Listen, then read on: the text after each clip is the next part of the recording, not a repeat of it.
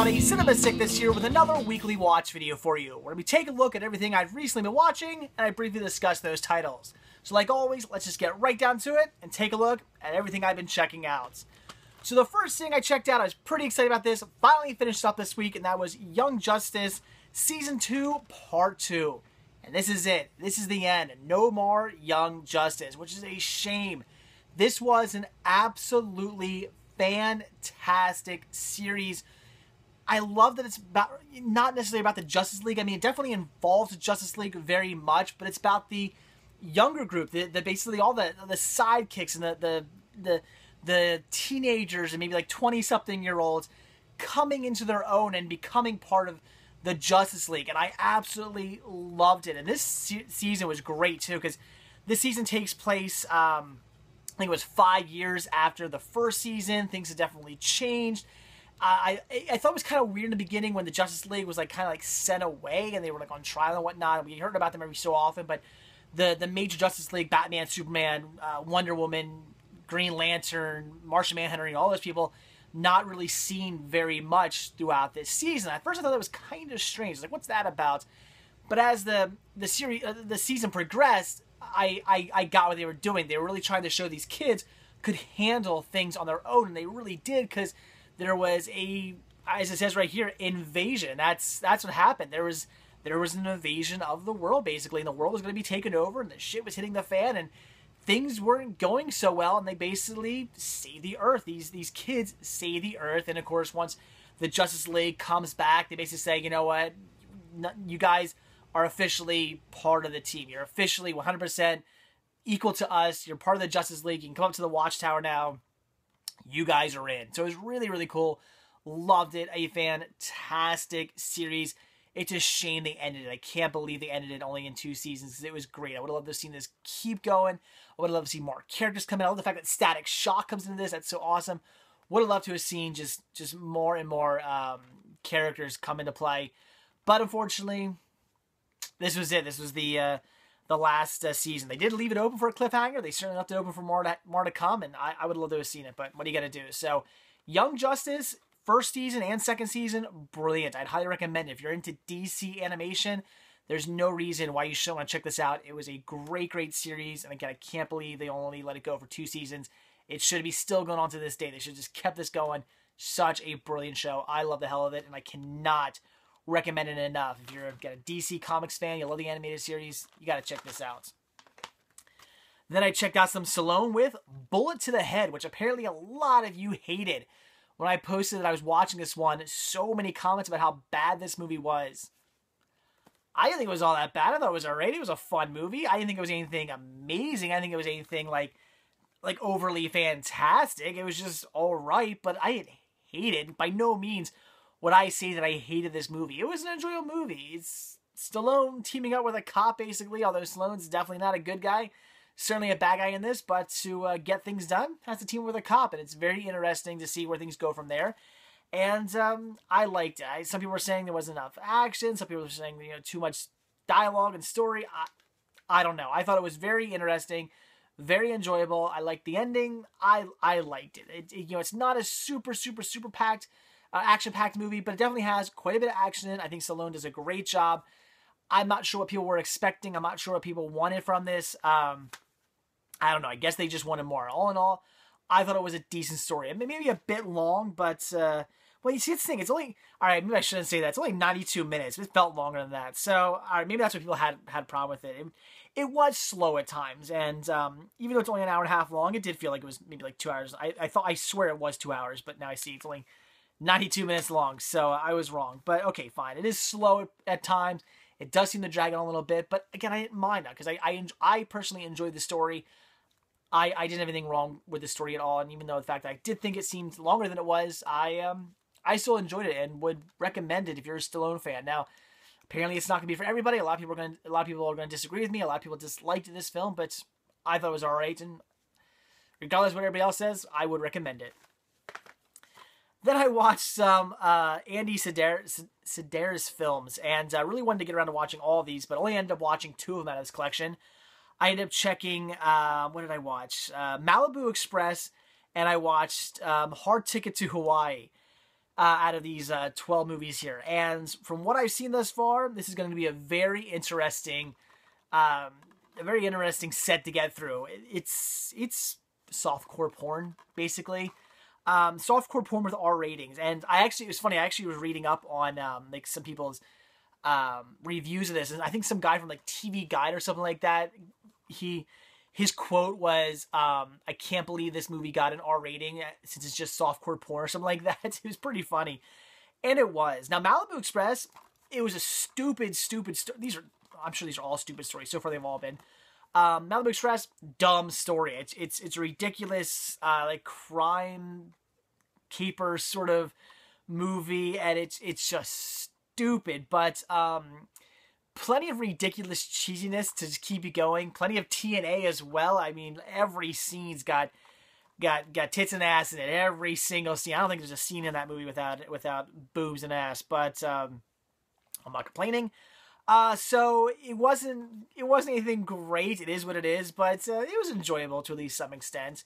Hard Ticket to Hawaii, it was also enjoyable, pretty cheesy. I love the snake, my favorite part. That's what made the movie for me. There's a killer snake in the movie. Now, that's not the main part of the movie. That's just a little side story, but it really, really did it for me. I love the killer snake in the movie. He's funny as hell. Love the puppet too. It's great. But I liked it a little bit less than I liked Malibu Express. It was, it was okay, but it does tie into Malibu Express. It is the it's a sequel, but not like a direct sequel, but they do mention the story in it, and at the end of the movie, they're on the same boat, the Malibu Express boat, they're on that and stuff, so it ties into it. It is the movie afterwards, and it ties into it, even though it's not a 100% direct sequel, but all in all, I'm enjoying what I've been seeing so far.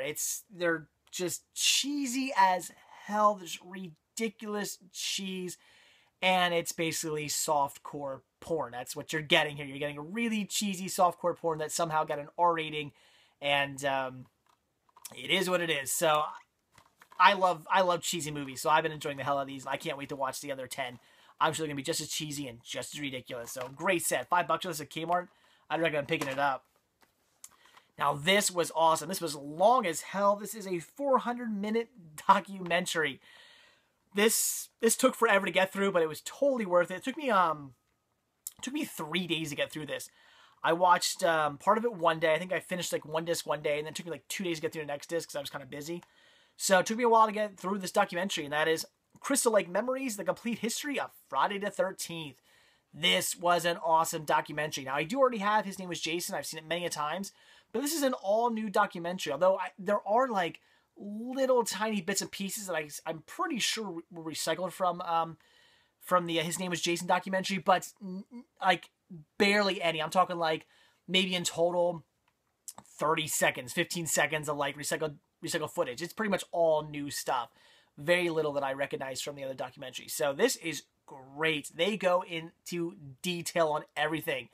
Whereas His Name Was Jason skimmed over a lot of stuff. Not in this one. This one, you're going to hear everything you've ever wanted to know about the franchise, and that is great. I love how they cover everything up to the remake, reboot, whatever you want to call it. It's funny, they make a joke about that in the movie, the documentary, where they say that even they don't know what the Friday the 13th movie was. Was it a remake? Was it a reboot? What did it fit in does it fit into the story somewhere? Nobody knows. It was just made. It's kind of ridiculous, and I hated that movie. Well, okay, I didn't hate it, but it wasn't that good. It was kind of a pointless, stupid movie. But yeah, so I really enjoyed this documentary. It was fantastic. 400 minutes, so it's definitely worth every penny. It's a great documentary. They cover everything from A to Z. If there's anything you ever wanted to know about the franchise, you're probably going to know about it right here. So a great watch. I would definitely recommend it. If you have His Name Was Jason, if you thought that was a great documentary, which it certainly is, get this one. Check it out. It'll blow His Name Was Jason out of the water. This will probably be the one I watch from now on. Who even knows I'll ever watch His Name Was Jason again. If I want to watch a Friday the 13th documentary, this is going to be one I pop in. So very awesome. Highly recommended. If you're a Friday the 13th fan, why would you not want this?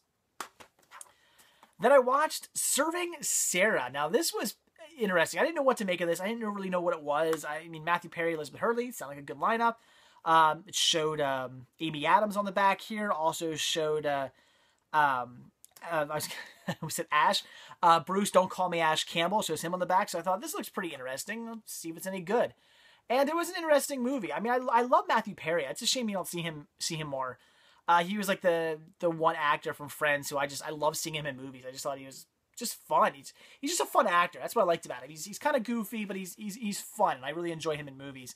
And this was no exception. Really enjoyed it. It's all about Matthew Perry.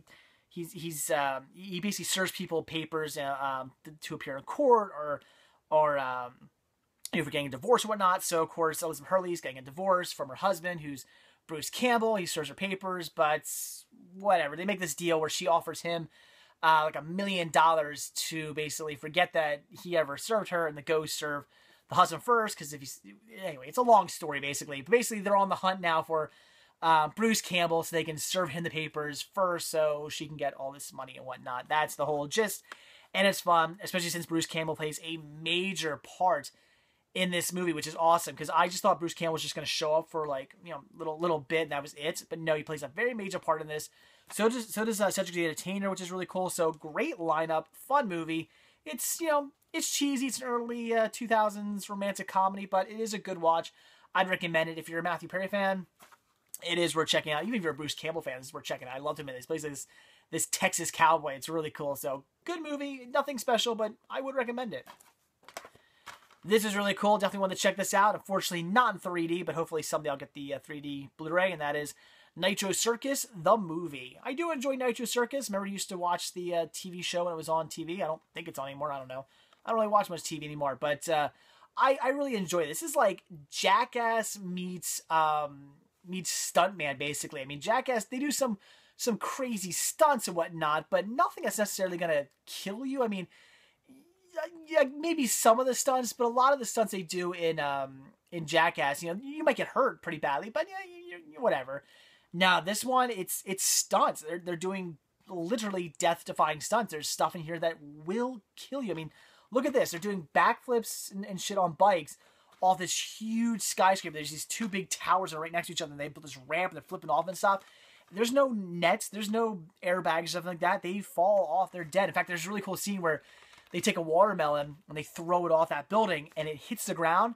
The watermelon just goes boom and explodes. It doesn't like hit the ground and break open or splatter. No, it just explodes like it was full of TNT or something. It was crazy. So I really enjoyed this. It was crazy to see all the insane stunts. The one stunt where they try to flip the car and they basically, the people almost die in it, especially the driver. The driver, he's out cold. They had to cut him out the jaws of life and stuff. Everybody's like freaking out and crying because they thought he was dead. I'm watching the movie going, oh my God, did I just see this guy die? I won't give it away what happens, but really cool. So I really enjoyed this documentary. It's sort of a documentary. It actually kind of is a documentary. It's all leading up to their big show. They have this big show they're doing in Las Vegas, and it's basically all leading up to that. So they're showing stunts, talking about them getting ready for it. So you can almost kind of see this as a documentary if you want to look at it that way. But really cool. Like I said, it was filmed in 3D. It is a 3D movie. Unfortunately, this is the 2D DVD release. But hopefully, someday down the line, I will get the Blu-ray 3D and be able to check that out. I'm sure it'll look great. But awesome. If you like Jackass, if you like watching really crazy stunts, this is something to check out. You'll definitely get a kick out of it. I mean, if you like BMX, if you like motocross, if you like skateboarding, all that stuff, definitely something to check out. It's pretty crazy. They do some just insane stunts in here. In fact, I believe right there actually is that car. They try to do a flip. They basically try to do the thing where they build a ramp that kind of comes up and goes like that, and they're going to flip the car to do a barrel roll and land back on a mound of dirt, and that does not go very well at all, but very awesome. I'd recommend it. It's a lot of fun. And then the last thing we have here is Monster. Now, this was really cool. This I really enjoyed watching. I had heard really good things about this movie, but never bothered to check it out. Really didn't even know what it was about. Like I said, I just heard good things. I heard Charlize Theron was good. I heard Christina Ricci was good. But most of what I heard about this is about Charlize Theron, about just how she looks in the movie and how well the job she did. So definitely something I'd wanted to see. It's why I picked it up a little bit ago. So finally got around to watching it, and it was great. I see what all the buzz is about. This was like really well done. Basically, kind of a biographical film about this insane chick. It's so crazy to see Charlize Theron play this hooker who just goes nuts and just starts killing all of her Johns and whatnot. Oh my God, It's just a mess of a film, and she is just twisted as hell. And this is all based off a true story too. And from what I've seen and what I've read and what they were saying about in the little like featurette they have in here, it's pretty close to the story too. They did a pretty good job of sticking to the actual real story, and that is what makes it the most insane. The most insane part of it is that it's mostly sticking completely to the 100% to the story, and that is just absolutely nuts, because this is an insane story. So if you want to see, if you like your movies twisted, if you like your characters twisted, Monsters one to check out. There's definitely Charlize Theron is twisted as hell in this, and man, do they make her look beat in this movie too. I'm watching, I'm thinking to myself, I'm like, all right, like I know sometimes people when they don't have makeup on don't look as good as they do when they have makeup on. I'm like, there's no way Charlize Theron looks this bad without makeup on. But no, in the featurette, they do show making her look bad, putting like marks in her face and fake teeth and screwing up her hair. And she actually gained, I think she said gained like 30-40 pounds for this. So it shows. And so she put on weight. They did her makeup to make her look really nasty, and she looks really bad in this movie. But so it was a great watch. I would highly recommend it. Fantastic story, extremely twisted. It's just great to see this character go from somebody you're like, all right, she doesn't seem too bad. She just seems kind of like, she's down on her luck. She's really depressed. She's had a really bad life. Things aren't going so well for her. But hey, maybe things are looking up. She's trying to get her act together. The first person she kills, it was in self-defense. So yeah, she didn't go about it really the right way. She should have, instead of hiding the body, she should have gone to the cops. But whatever. At least it was in self-defense. So you don't feel too bad for her. She did what she had to do to keep herself from being killed. But after that, it's just a downhill spiral, and she just goes insane. It goes from being somebody who's like, all right, little down on her luck, little maybe a little nuts, but whatever, to just like, oh god, this chick is batshit crazy. And I love watching just that transformation. So absolutely fantastic. Again, a very twisted, fun movie. One I would definitely recommend checking out. It was great. So Monster, see it. If you heard good things, you've heard correctly. It was great. So there you go, guys. That is it. That's everything I've recently been watching. I did also watch, I'm not going to talk about it, but I did also watch a film in a birthing class I had to go to, because I have a baby on the way. In like a month now, I'll have a kid. It's scary. I had to do these birthing classes, which are 2.5 hours long for like 4 weeks, and they're boring as hell. But got to watch a video on the stages of pregnancy. So again, I'm not going to talk about it, but I did actually put it on my list of things I've seen this year. So yes, I do now have the stages of pregnancy documentary, whatever the hell you want to call it, on my watch list for 2014. Awesome. It was so much fun to watch, although I guess I learned some things. But anyway, so that is it, guys. So like I always say, if you like this video, please give me a like. If you're not already subbed, please do. And if you're not already over at cinemasickness.com, head on over there, click on the shop tab, purchase yourself a Cinema Sickness sticker or a Cinema Sickness bun. I'd really appreciate the support. So that's it, guys. Thanks for watching, and I'll see you tomorrow. Bye.